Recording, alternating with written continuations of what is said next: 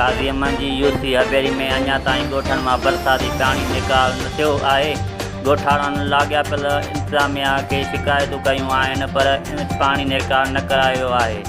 असां सां telephone line ते मौजूदु आहे काज़ीअमन जो रिपोर्टर इब्राहिम चांडियो। जी इब्राहिम, छा तस्वीर आहिनि? जी ज़ेब, काज़ीअमन जी यूसी हवेली में ॻोठनि मां अञा ताईं बरसाती पाणी निकाल न थी सघियो आहे।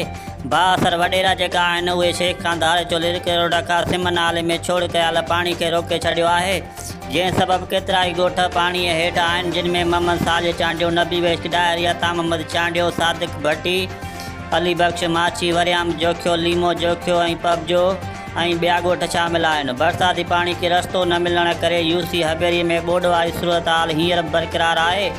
मुतासिर ॻोठनि जा घर ॾही पट पइजी विया आहिनि।